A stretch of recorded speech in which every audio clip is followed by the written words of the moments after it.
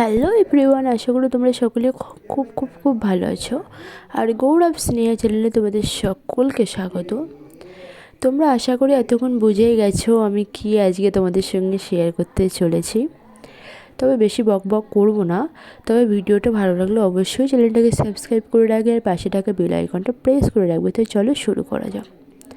প্রথমে আমি কড়াইতে খানিকটা গরম জল বসিয়ে দিয়েছি। জলটা টকবক করে ফুটলে তার মধ্যে খানিকটা নুন আর খানিকটা রিফাইন অয়েল দিয়ে চাউমিন কটা সিদ্ধ করার জন্য বসিয়ে দেবো। আর এদিকে ততক্ষণ আমরা মাংসটাকে মাখিয়ে রেখে দেবো।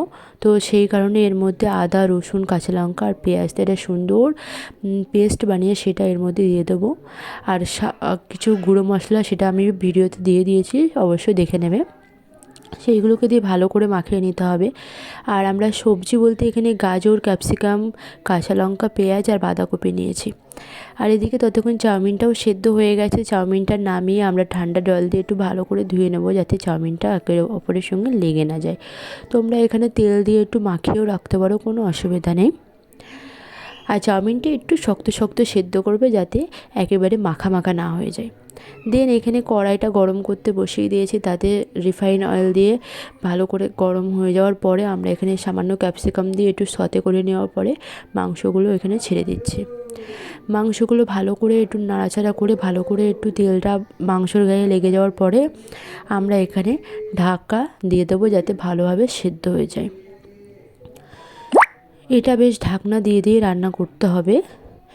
এটা ঢাকনা দিয়ে দিয়ে রান্না করলে দেখবে যে খানিকটা বেশ জলও ছেড়ে যাবে। জল ছেড়ে যাওয়া মানে মাংসটা 70% মতন সেদ্ধ হয়ে এসেছে। দেখতে পাচ্ছ কত সুন্দর জল ছেড়ে এসছে। আর এই চিকেন চাউমিন রেসিপিটা একদম রেস্টুরেন্ট স্টাইলে। এটা খেতে প্রচণ্ড অসাধারণ হয়। আর এই যে পদ্ধতি তোমাদের সঙ্গে দেখাচ্ছি, এই পদ্ধতিতে তোমরা চিকেনের বদলে ডিম ইউজ করলে এটা এগ চাউমিন হয়ে যাবে। তো চলো ভিডিওটা দেখতে থাকো। দেন আমরা এখানে সয়া সস অ্যাড করে দিয়েছি। আর চিকেনটা একদম তোমরা দেখতে পাচ্ছ কষা কষা হয়ে গেছে, পুরো সেদ্ধ হয়ে গেছে। আমি এখানে কেটেও দেখিয়ে দিলাম। আমরা এই পর্যায়ে চিকেনটাকে নামিয়ে রেখে দেবো। আর সামান্য কড়াইতে রিফাইন অয়েল দিয়ে বাদামগুলো ভালো করে ভেজে নেওয়ার পর এখানে আমি সেই তেলের মধ্যেই পেঁয়াজ কুচিগুলো দিয়ে দিলাম। পেঁয়াজটা সামান্য ভাজা ভাজা হয়ে যাওয়ার পরে এখানে আমি গাজর কুচিগুলো অ্যাড করে দেবো।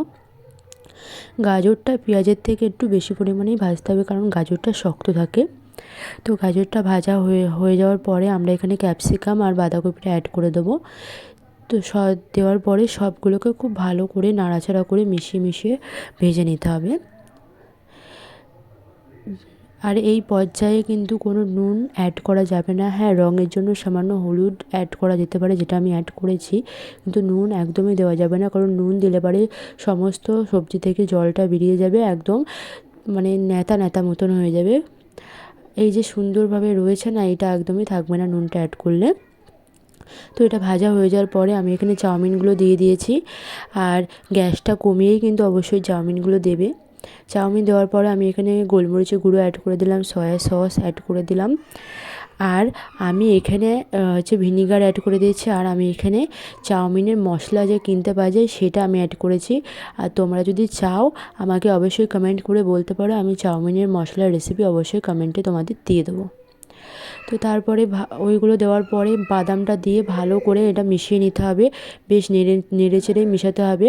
আর মেশানো হয়ে গেলে পরে এখানে সামান্য একটু চিনি অ্যাড করে দিতে হবে ঝালটাকে ব্যালেন্স করার জন্য।